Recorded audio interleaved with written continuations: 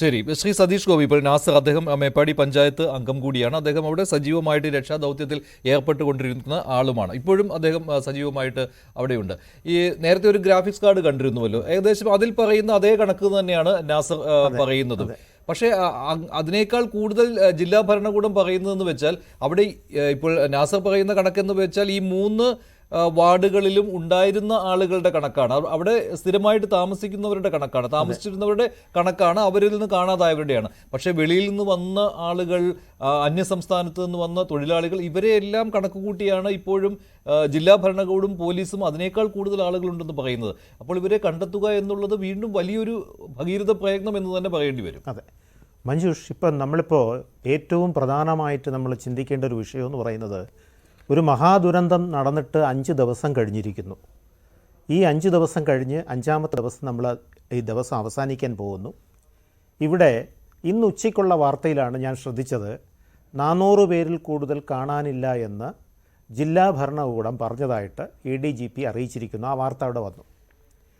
എനിക്ക് പറയാനുള്ളൊരു പ്രധാനപ്പെട്ട കാര്യമെന്ന് പറഞ്ഞാൽ, മരണസംഖ്യ 300-ലേറെ കഴിഞ്ഞു.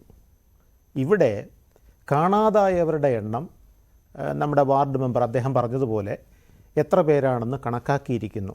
പക്ഷേ ഒരു കാര്യം വിട്ടുപോയി, ഇവിടെ തോട്ടം മേഖലയാണ്. അന്യസംസ്ഥാന തൊഴിലാളികൾ എത്ര പേർ ഇവിടെ വന്നിട്ടുണ്ടെന്നോ അതിലെത്ര പേർ അപകടത്തിൽ പെട്ടിട്ടുണ്ടെന്നോ ഉള്ള ഒരു വിവരം ലഭിച്ചിട്ടില്ല. ഇവിടെ പിന്നീട് മിലിറ്ററിയുടെ അതുപോലെയുള്ള ദുരന്ത നിവാരണ സേന, അത് അവരുടെ ഏകോപിപ്പിച്ചുള്ള പ്രവർത്തനം, ആ പ്രവർത്തനത്തിലൂടെ അവരിപ്പോൾ വിലയിരുത്തുന്നത്, മാധ്യമ വാർത്തകളിൽ നിന്ന് നമ്മൾ മനസ്സിലാക്കുന്നതെന്ന് പറഞ്ഞാൽ, ഇനി തെരച്ചിൽ നടത്തിയിട്ട് വലിയ ഫലമില്ല എന്നുള്ള രീതിയിൽ പോകുന്നു. ഈവൻ ദെൻ എന്നിരുന്നാലും എവിടെയെങ്കിലും ജീവൻ്റെ ഒരു അംശമുണ്ടെങ്കിൽ അത് കണ്ടെത്താനുള്ള ഒരു പ്രാഥമിക ധർമ്മം ഈ ദുരന്ത നിവാരണ സേനയ്ക്കുണ്ട്. അവർ ചെയ്യട്ടെ. GPR എന്ന് പറയുന്ന ഇൻസ്ട്രുമെൻറ്റിനും ബാക്കിയുള്ള എല്ലാ ഇൻസ്ട്രുമെൻറ്റിനും ഒരുപാട് ലിമിറ്റേഷൻസ് ഉണ്ട്.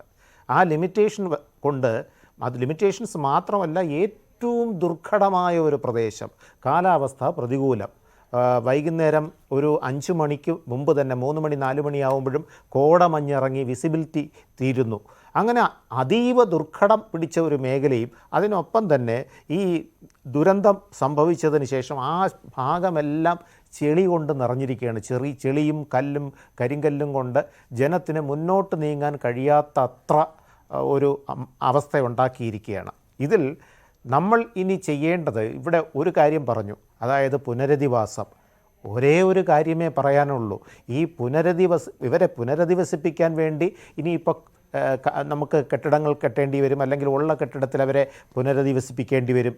ഇത് ദുരന്തത്തിന് തൊട്ട് മുമ്പ് നമ്മൾ ആലോചിച്ചിരുന്നുവെങ്കിൽ എത്ര നന്നായേനെ.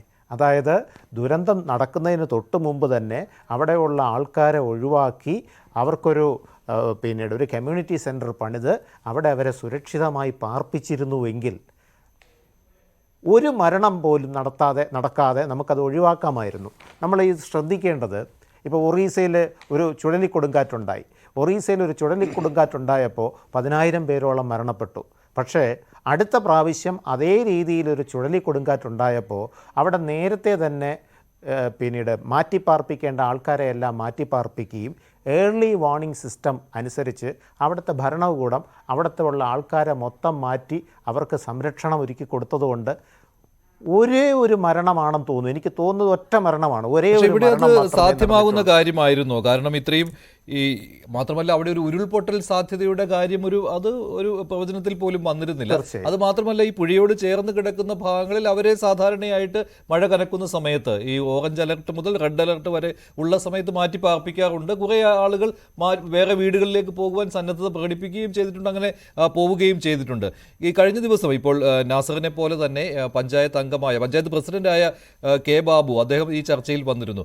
അദ്ദേഹം അതുപോലെ തന്നെ അവിടുത്തെ മുൻ അധ്യാപകൻ, കൽപ്പറ്റ ഗവൺമെൻറ് കോളേജിലെ അധ്യാപകൻ, അദ്ദേഹത്തിന് ആർ ഗോപിനാഥൻ, അദ്ദേഹം ഈ ചർച്ചയിൽ പങ്കെടുത്ത് കഴിഞ്ഞ ദിവസം സംസാരിച്ചപ്പോൾ പറഞ്ഞത് അവർക്ക് വളരെ ആത്മവിശ്വാസം ഉണ്ടായിരുന്നു, അങ്ങനെ ഒരു ഉരുൾപൊട്ടലിനെ നേരിടേണ്ട ഒരു അവസ്ഥ വരികയില്ല എന്ന്. കാരണം അവിടെ അങ്ങനെ അഫക്റ്റ് ചെയ്തിട്ടില്ല. ഇപ്പോൾ പുത്തുമലയിൽ വന്നിരുന്നു 5 വർഷം മുമ്പ്, അത് പക്ഷേ അവിടെ നിന്ന് 2 കിലോമീറ്റർ അപ്പുറത്താണ്. പക്ഷേ ഇവിടെ അങ്ങനെ ഒരു ബുദ്ധിമുട്ടുണ്ടാകുമെന്നുള്ള ഒരു വിശ്വാസം അവർക്കില്ലായിരുന്നു. അതുകൂടി ഉണ്ടല്ലോ, പെട്ടെന്നൊരു സമൂഹത്തെ ആകെ അവിടെ നിന്ന് മാറ്റാൻ പറ്റില്ല.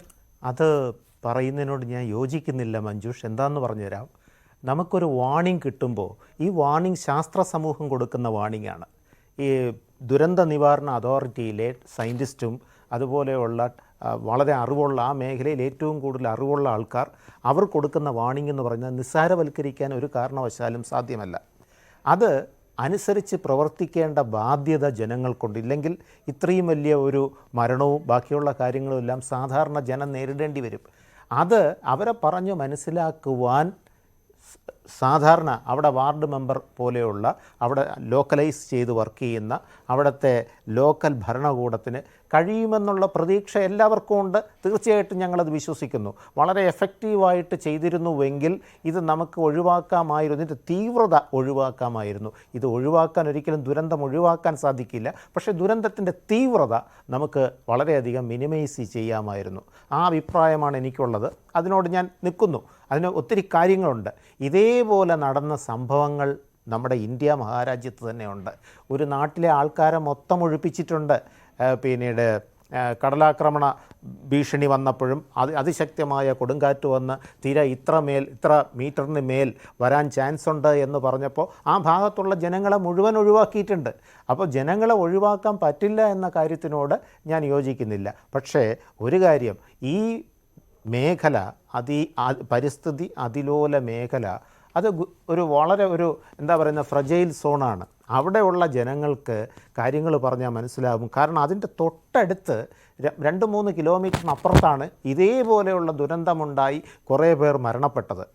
ഇത് വളരെ കൃത്യമായിട്ട്, അതായത് നമ്മളിപ്പോൾ ദുരന്ത നിവാരണ അതോറിറ്റി, കേരളത്തിലെ ദുരന്ത നിവാരണ അതോറിറ്റിയെക്കുറിച്ച് ഒരുപാട് വിമർശനങ്ങൾ വരുന്നുണ്ട്. ആ ദുരന്ത നിവാരണ അതോറിറ്റി, നമ്മുടെ സ്റ്റേറ്റിൻ്റെ അതോറിറ്റി വളരെ കാര്യമായിട്ട് എഫക്റ്റീവായിട്ട് പ്രവർത്തിച്ചിരുന്നില്ല എന്നും സെൻട്രലിൽ നിന്ന് കിട്ടിയ ഇൻഫർമേഷൻ കൃത്യമായിട്ട് പാസ് ചെയ്യുന്നതിലും ആൾക്കാർക്ക് ആ ഇൻഫർമേഷൻ, ജനങ്ങൾക്ക് ആ ഇൻഫർമേഷൻ കൊടുക്കുന്നതിലുമൊക്കെ കുറേയധികം വീഴ്ച വന്നു എന്നൊക്കെയുള്ള തരത്തിൽ നമുക്ക് ന്യൂസ് വരുന്നുണ്ട്, വിമർശനങ്ങളും വരുന്നുണ്ട്. നമ്മൾ വളരെ കൃത്യമായി പ്രവർത്തിച്ചിരുന്നുവെങ്കിൽ നമുക്ക് ദുരന്തത്തിൻ്റെ തീവ്രത കുറയ്ക്കാമെന്ന് എന്നുള്ള കാര്യത്തിൽ സംശയമൊന്നുമില്ല. ഇവിടെ നമ്മൾ ഓർക്കേണ്ട ഒരു കാര്യം, ദുരന്തം വന്ന് കഴിഞ്ഞതിന് ശേഷം ദുരന്തത്തിൽപ്പെട്ട ആൾക്കാരെ നമ്മൾ രക്ഷപ്പെടുത്തുന്നു. അത് നമ്മുടെ പ്രാഥമിക കർത്തവ്യമാണ്. അത് കഴിഞ്ഞിട്ട് ഡെഡ് ബോഡീസ് എല്ലാം എടുക്കുന്നു. അത് കഴിഞ്ഞിട്ട് നമ്മൾ പിന്നെ ചിന്തിക്കുന്നു ഇവരെ എവിടെ പുനരധിവസിപ്പിക്കാം, ഇവരുടെ വീടുകളെല്ലാം പോയി, ഇനി ഇവരെ ഈ പിന്നീട് സ്ട്രീമിൻ്റെ തീരത്ത് നിന്ന് അല്ലെങ്കിൽ നദിയുടെ തീരത്ത് നിന്ന് അതിൻ്റെ ബഫർ സോൺ വിട്ട് അവരെ ഇനി കൺസ്ട്രക്റ്റ് ചെയ്യാൻ സമ്മതിക്കുകയുള്ളൂ. ഈ പറയുന്ന കാര്യങ്ങളാണ് നമുക്ക് യോജിക്കാൻ കഴിയാത്തത്. പക്ഷെ അതിനെക്കുറിച്ച് മുഖ്യമന്ത്രി പറഞ്ഞ വാക്കുകൾ കൂടി കേട്ടതിന് ശേഷം വരാം. എങ്ങനെയാണ് പുനരധിവാസം ഉദ്ദേശിക്കുന്നത് എന്ന്. ഇനി പുനരധിവാസമാണല്ലോ അടുത്ത സ്റ്റെപ്പ് എന്ന് പറയുന്നത്. അദ്ദേഹത്തിന്റെ വാക്കുകൾ കേൾക്കാം.